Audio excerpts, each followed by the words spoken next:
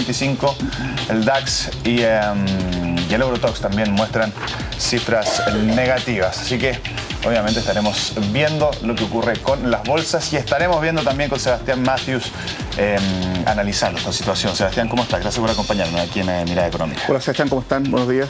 Partamos primero analizando lo que fue la decisión del Consejo de Política Monetaria el día de ayer del Banco Central. Decidió subir nuevamente la tasa de interés en 50 puntos bases y se sitúa en un 12%. Ya paulatina alza por tercer mes consecutivo. ¿Estás de acuerdo con la decisión que toma el Consejo? Bueno, el Banco Central en este sentido está reaccionando acorde a la inflación. Dado la reactivación y la rápida reactivación de la economía chilena, hemos tenido algunas presiones inflacionarias que obligan al Banco Central a volver con su política de subir la tasa de interés, lo cual se ha mantenido durante todo el año. Ahora, subirla en 50 puntos es lo óptimo, era lo que se esperaba, por lo tanto no fue una reacción ni exagerada ni extremadamente cautelosa. Fue básicamente lo que el mercado estaba esperando que sucediera. Ahora, lo más probable es que durante los próximos meses el Banco Central mantenga esta política de alza en la tasa de interés para situarse a fin de año en torno al 3,5-4%. En línea con las cifras de la inflación, supongo, con las proyecciones también que están siendo al alza en esa línea. Decisión que se toma también tomando en cuenta el escenario internacional. Hay una cierta precaución, muchos de los países están impulsando nuevamente algunas políticas de estímulo económico y por eso quizás no hace una alza mayor el Consejo del Banco Central, como es la situación que se está viviendo principalmente en Estados Unidos con este aumento en la solicitud de seguros de desempleo y como estábamos viendo en las bolsas se ve bastante preocupación en los inversionistas también. Así es. Lo que hay que tener en cuenta es lo siguiente, aunque durante este año el mundo haya dado una señal de una posible recuperación, salvo quizás lo que ha pasado en Europa, lo que hay que tener en cuenta es que todavía el mundo no sale de la crisis que nos afectó durante el 2008 y gran parte del año 2009. Hay que reaccionar con bastante cuidado al respecto. Ahora, la economía chilena ha reaccionado mejor que el resto del mundo. Eso se puede ver en la bolsa. El índice IPSA en el año subió más de un 20%, contrastando, por ejemplo, con economías como la española, que ha caído en torno a un 13%. Por lo tanto, hemos dado una señal de estabilidad económica que nos diferencia respecto al mundo. Más aún, no solamente estuvimos afectados por la crisis económica, estuvimos afectados por un fuerte terremoto y ya básicamente la economía ha repuntado de todas maneras, por lo tanto es una muy buena señal para la inversión extranjera directa, lo cual ha hecho que nosotros nos recuperemos distinto que el resto del mundo, más fuerte, pero esa señal no implica que el resto del mundo se esté recuperando igual que nosotros. Sí, ¿qué significan finalmente estas medidas que plantean un mayor estímulo económico en Estados Unidos? Porque al final de cuentas refleja una preocupación que existe en el mercado y se siguen aplicando estas medidas por el temor a que esta recuperación sea más lenta de lo que se proyectaba anteriormente. Claro, mira, tú lo puedes ver con las políticas fiscales y las políticas monetarias, más bien dicho. Si bien es cierto, Chile está subiendo la tasa de interés, producto de que hay una reactivación que implica mayor inflación o mayor perspectiva de que la inflación se mantenga en el tiempo. En Estados Unidos pasa todo lo contrario. El Banco Central mantiene las tasas de interés bajas porque todavía no sale de esta crisis. Entonces tiene que seguir fomentando el crecimiento económico, tiene que seguir permitiendo el acceso al crédito a las personas que más lo necesitan y fomentando también que los bancos presten dinero a las personas, que era un poco la situación que nosotros tuvimos el año pasado. ¿Ya? Pero como nosotros nos estamos recuperando un poco más deprisa, estamos un paso adelante de lo que está haciendo Estados Unidos. O sea, si bien nosotros estamos subiendo la tasa, Estados Unidos la mantiene baja, probablemente Estados Unidos cuando perciba que la situación económica está encaminándose a una recuperación un poco más directa, va a empezar a subir las tasas, pero todavía no lo ha hecho. ¿Qué fecha podemos estipular? Porque efectivamente nosotros andamos muy bien, pero sin duda dependemos igual de lo que ocurra en Estados Unidos y eso nos va a afectar. Así es, o sea, si bien es cierto, nosotros somos una economía abierta, somos una de las economías más abiertas del mundo, dependemos de lo que pase en el exterior, pero si tú te fijas lo que pasa con los grandes grupos inversionistas, ellos tienen liquidez para invertir. Entonces, lo que van a ver es aquellos países que den mejores señales. Por lo tanto, estamos en una muy buena situación como país para atraer inversionistas. Ahora, ¿qué va a pasar en Estados Unidos? Va a depender en gran medida cómo reaccionen sus empresas y cómo reaccione la Reserva Federal de Estados Unidos en apoyo a la crisis. Yo creo que durante todo este año, lo que queda de este año, vamos a tener tasas bajas en Estados Unidos, vamos a tener cierta preocupación y hay que ver cómo empieza a recuperarse Estados Unidos ya básicamente durante el próximo año. Vamos a hacer un poquito un análisis de lo que está ocurriendo en el viejo continente, en Europa. Hoy se dio a conocer el crecimiento del segundo trimestre, un crecimiento que alcanzó un 1%, sorpresivo para muchos, pero es medio engañosa la cifra porque es principalmente impulsado por Alemania, que crece más de un 2%, un 2,2%, cuando los los expertos prevían un crecimiento de un 1,3. Quizás Alemania se escapa del resto de los países y la realidad es que todavía está estancada esta recuperación. Claro, mira, si tú ves la zona euro, lo que pasa es que la zona euro, los grandes motores que tiene es Alemania y Francia.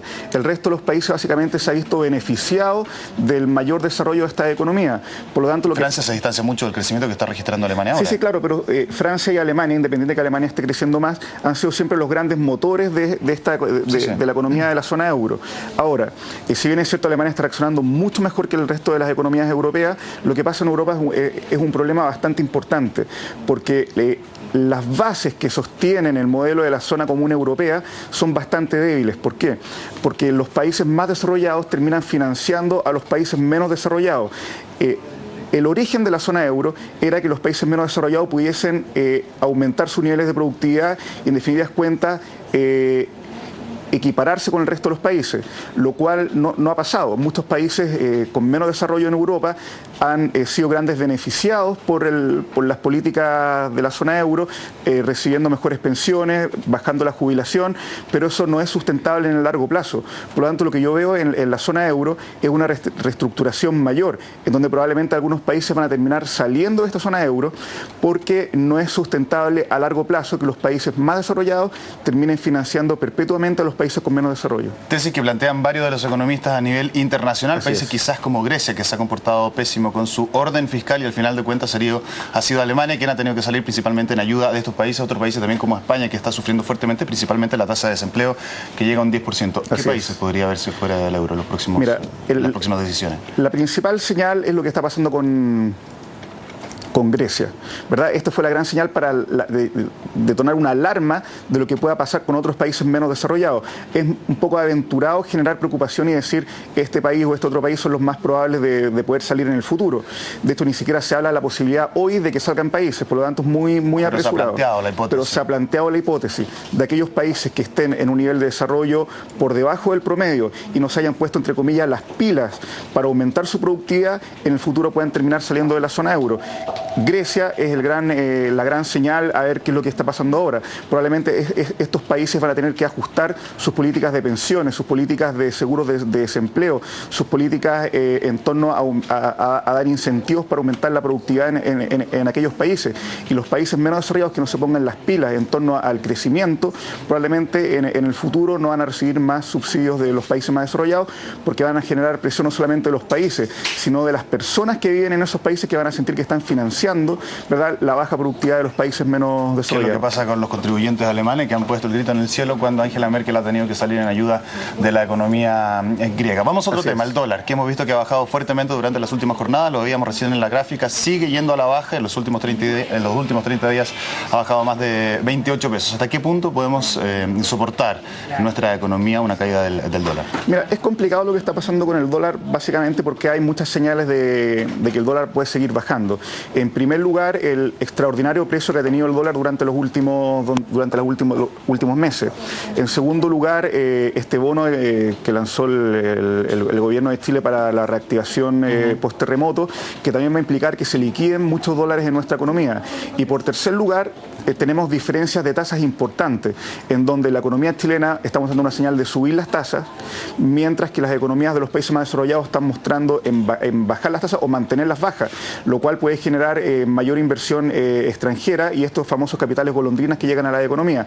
Por lo tanto, hay presiones muy importantes en torno a la baja. Ahora, el mayor freno para que el dólar siga bajando, lamentablemente, es el sector exportador, que no se ha puesto las pilas en este sentido y tomar las salvaguardias para enfrentar situaciones con el dólar bajo, lo cual va a generar alguna presión para que el Banco Central tenga que volver a mantener el dólar en torno a un piso que yo creo que se puede estabilizar en torno a los 520, 530 pesos. Ahora, yo no estoy de acuerdo en que el Banco Central tenga que intervenir el precio del dólar cada vez que el dólar o está muy alto o está muy bajo, porque al final nos estaríamos moviendo en una especie de banda y Chile mantiene una economía de precio libre. Por lo tanto, en una eventualidad difícil de predecir, como lo fue la crisis económica del 2008, no estoy en desacuerdo que el Banco Central pueda intervenir el dólar, pero cuando ya es predecible la situación del dólar en el futuro, yo estaría un poco más de acuerdo a que las empresas exportadoras y también los bancos crearan mecanismos para que estas empresas pudieran asegurar el precio del dólar en el futuro. El discurso del gobierno es básicamente influir en la medida que se necesita. Ayer veíamos al presidente de la República, Sebastián Piñera, dando una información respecto a esa misma línea, que se iba a utilizar todos los mecanismos posibles para poder estabilizar el tipo de cambio y no afectar principalmente al sector agrícola, que muchos de ellos, como por ejemplo el frutícola, exporta cerca del 90% de lo que produce. Claro, por eso estamos en una situación compleja, en donde si el precio del dólar cae demasiado, el Banco Central yo creo que va a tener que salir a intervenir el precio. No es lo ideal. Cuando es un punto en el tiempo, probablemente lo puede hacer sin generar ningún problema. Pero cuando ya estamos dando la señal como país de que cuando el dólar baja los 500 pesos o cuando el dólar sube de los 700, el Banco Central va a intervenir el precio para que se mantenga en esa banda. Y como les digo, Chile no está no implementa una política de banda de tipo de cambio, sino más bien es libre. Y esto nos genera libertad en el tipo de cambio. Bueno, Sebastián, estaremos viendo si efectivamente hay una intervención ahí para estabilizar en alguna medida el tipo de cambio, que al parecer va a seguir bajando en las próximas jornadas. Te agradecemos enormemente que nos hayas acompañado aquí en la mañana informativa Mirada Económica. Muchas gracias a ustedes. Hasta luego. Hasta luego.